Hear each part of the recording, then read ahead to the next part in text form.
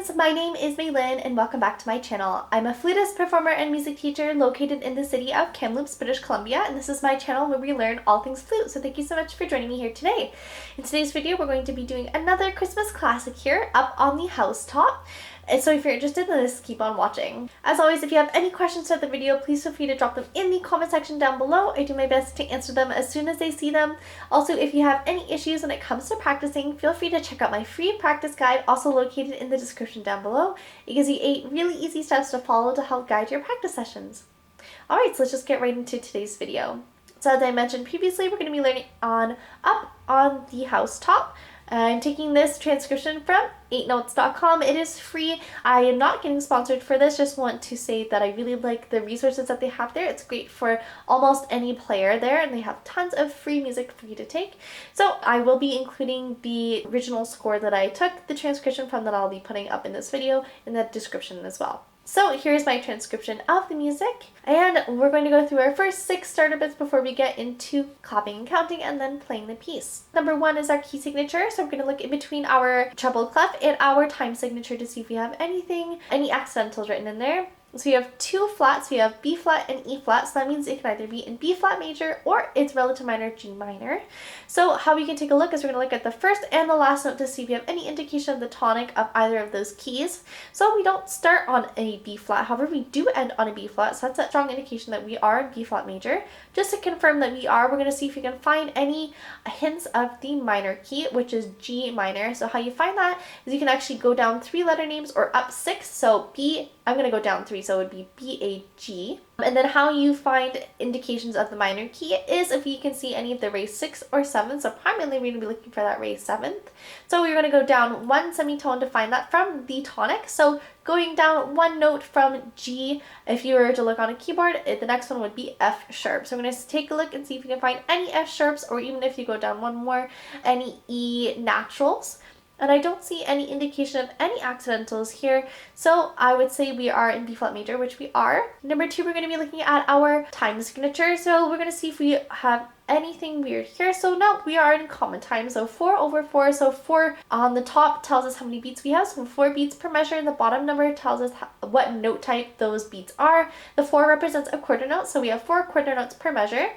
Number 3, we're going to be looking at our tempo indication. So here we have moderato written in. The tempo can be anywhere from a quarter note equals 86 beats per minute to 97 beats per minute. And when I end up clapping and counting and then playing this piece, I'm going to be doing it at a quarter note equals 86. So if you find it's too difficult, you can always slow it down in the playback settings, or if you want to play it at a little bit of a faster tempo, you can always quicken it up in the playback settings as well. Number 4, we're going to be looking at our dynamics. So we have 1 dynamic marking written here.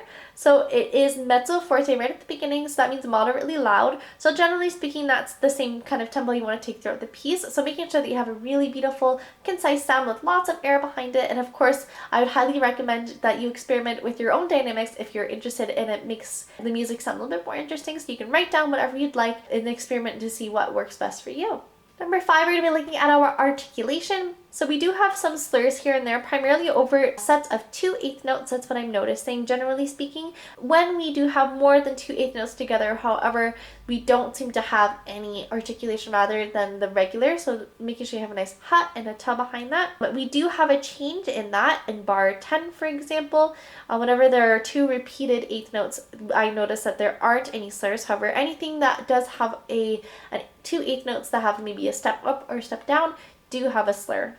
So then number 6, we're going to be looking at our roadmap, and we're going to see if you have any indications of repeat signs or da capos, and at a quick glance I don't see any, so we're just going to be reading it from top to bottom. Alright, so now we're going to get into clapping and counting the piece. So again, I'm going to do this at a quarter note equals 86.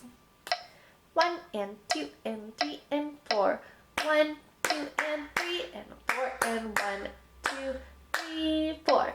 1, 2, 3, 4. 1, 2, 3, 4. 1 and 2 and 3, 4 and 1, 2, 3, 4. 1, 2 and 3 and 4 and 1, 2, 3, 4.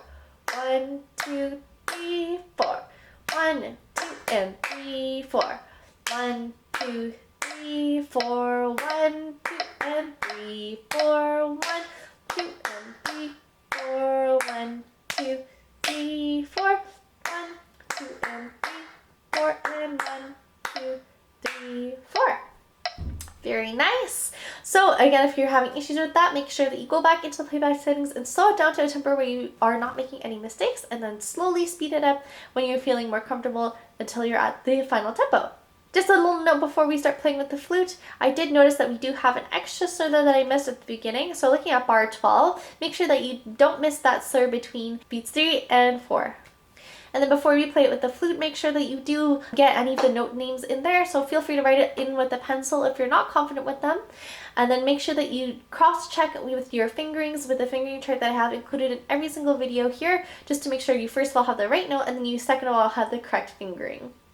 Alright, so I'm going to play with the flute, and a quarter note is going to equal 86. 1, 2, 3.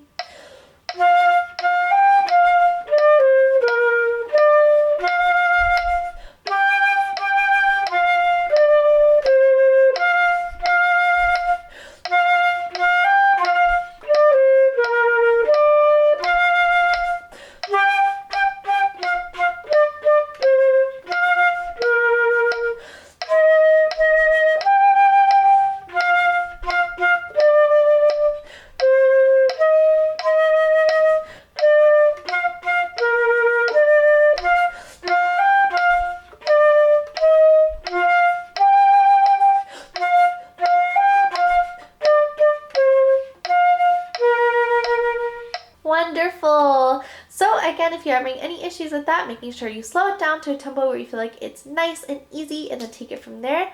I also highly recommend writing any breath notes in where you feel like you need to take your breaths, and also to make sure that you're playing with the most beautiful supported sound that you can. Alright, so that's going to be it for today's video. As always, if you have any questions, feel free to drop them in the comment section down below. And then if you're having issues with practicing, check out my free practice guide. I just want to say thank you so much for joining me here today. And if you like this video, please press the like and subscribe for more videos just like this. Thank you again so much for watching, and as always, happy fluting!